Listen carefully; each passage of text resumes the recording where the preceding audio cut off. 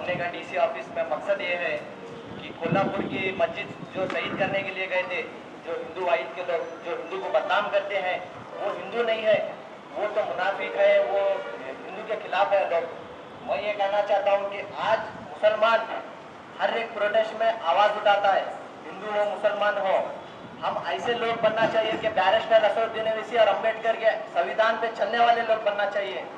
एक ही आवाज उठाता है शेख बैरिस्टर असदुद्दीन ओवैसी, वो हैदराबाद के एमपी है, वो सारे हिंदुस्तान के लिए आवाज उठाते हैं। ये कोल्हापुर की मस्जिद, एक तो मस्जिद हम खो चुके हैं बाबरी मस्जिद, हम दूसरी मस्जिद नहीं खो सकेंगे। अगर हम अम्बेडकर के संविधान पे चलते हैं, अगर टीपू सुल्तान के हुक्म के मुताबिक चलेंगे तो याद रखो तुम्हारा जीना मुश्किल कर देंगे इंशाअल्लाह ताला, तुम्हारा जीना मुश्किल कर देंगे। हम कानून के दायरे में रह के बात करते हैं और हमारे अंदर बहुत सब्र है, जब सब्र खत्म होगा तुम्हारा जीना मुश्किल कर देंगे इंशाअल्लाह ताला। ये ना तो समझो कि आज लोग मुसलमान हर पार्टी के लोग इधर मौजूद है, हर मसलक के लोग मौजूद है, ये मत समझो मारने वाला मसलक देखकर नहीं मारेगा, मुसलमान देखकर मारेगा।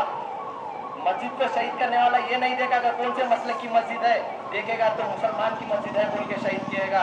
आप लोगों से बागलकोट के मुसलमानों से मैं गुजारिश करना चाहता हूँ, आप इतिहाद में रहो, इतिहाद जिंदगी के खिलाफ मौत है। हम सिर्फ अल्लाह उसके रसूल के मानने वाले हैं और उनके मुताबिक जिंदगी गुजारने वाले, इमाम हुसैन के और अली के चाहने वाले हैं, अली के जैसे बनने वाले चाहिए हमको।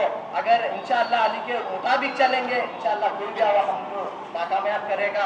हम फलस्तीन के मुसलमानों को दे दो जज्बे को, आज हम क्या है, अगर महाराष्ट्र में मस्जिद को शहीद करें बागलकोट में भी आएंगे, अगर हम इतिहाद में रहेंगे तो कोई भी माइका लाल हमारी मस्जिदों को छेड़ेगा नहीं इंशाअल्लाह ताला।